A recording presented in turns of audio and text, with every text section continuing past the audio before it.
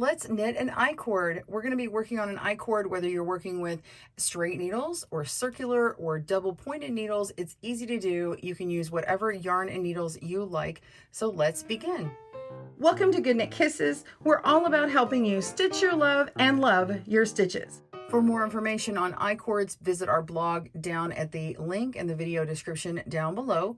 You're going to want to start with your favorite needles and appropriate weight yarn. You can work on any one of the needles shown here, doesn't matter the brand. I'm going to show you how to use straight needles first, but I'm also going to show you how to use the DPNs over here, or you can use your circulars or interchangeable needles.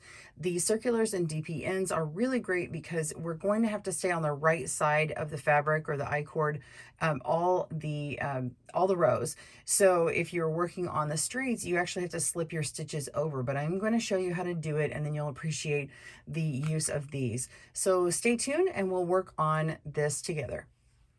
Let's begin with a slip knot, however you're comfortable. I like to have a nice long tail. We just need enough for 3 stitches. We're going to wrap it around our finger twice, take the back loop over the front slightly, and do it one more time up and over the tip of our finger, and that forms our slip knot. I do have tutorials on how to cast on my channel if you want to click down in the video link below if you need help on that. Go ahead and place that on your needle. I like to put the tail part toward me and the ball part away. We're going to grab our yarn here and split it with our finger and our thumb, pull back. We're going to scoop up at the thumb, down at the finger, down at the thumb, and let it go. Tighten it up a little bit. I'm going to put our finger on here for a nice distance. We're going to scoop up at the thumb, go around and down at the finger, and down at the thumb, and let it go. Tighten that up. And now you are ready with your first 3 stitches. All right, so the first thing you need to know is we need to stay on the right side. So this is the right side. We want our yarn coming from this last stitch here, and then we're going to work on the first stitch over here. So instead of turning it around, okay, we're actually going to pick up our needles and slip it over to the other needle.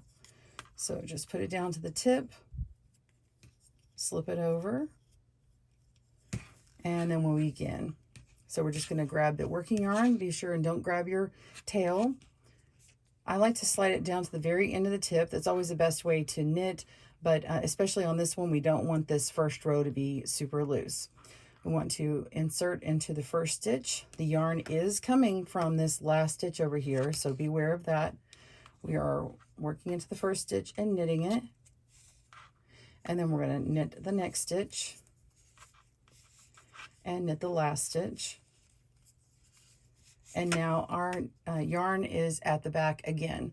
We want to, and on this last stitch here, we want to slide it over again.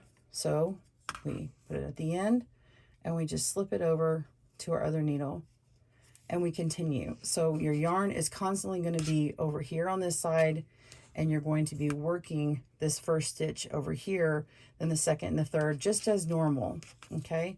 But you can see how if you want to make a nice long cord, you're just going to have to keep slipping these stitches back and forth all the time, and that's not really fun.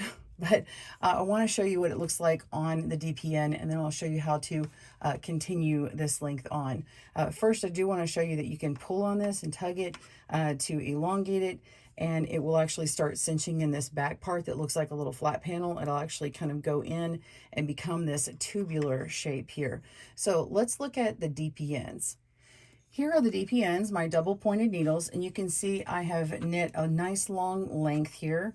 And the nice part about this is when we have come to the end of knitting a row, let's go ahead and we'll knit a row here.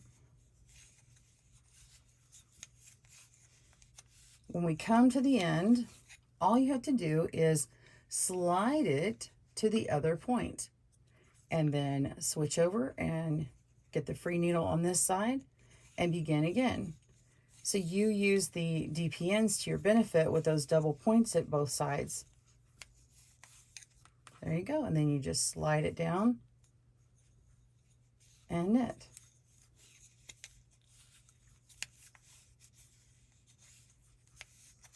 Pretty cool, right? So let's look at the interchangeable needle and you'll see the benefit on that. So if you don't like DPNs, the circular or interchangeable needle is going to be a good one for you.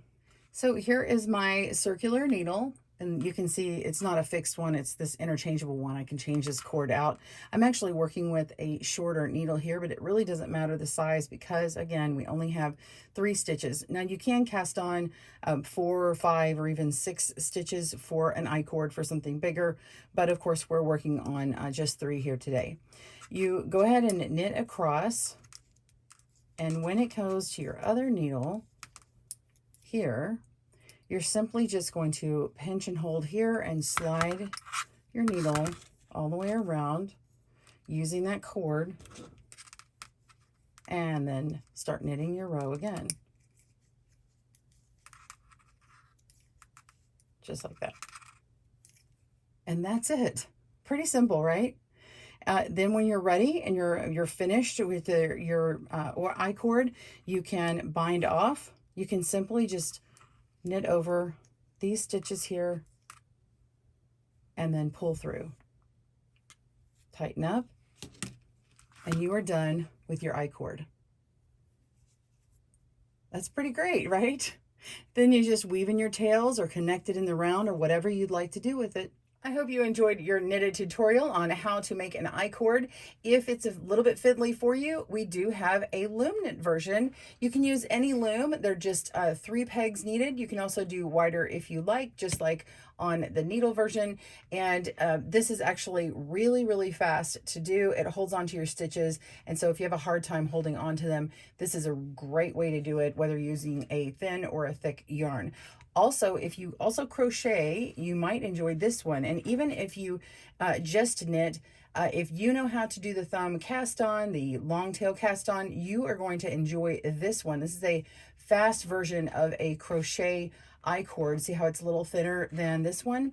It's really sturdy, it's nice, and it doesn't even have that beginning tail on it. So if you're curious and you want to see how to do those tutorials, be sure and click down the video description link below to see those tutorials. Hope you have a great day and happy knitting. Please smash that like button for more videos. See you soon. Thanks for joining us today, where we help you stitch your love and love your stitches. See you again soon.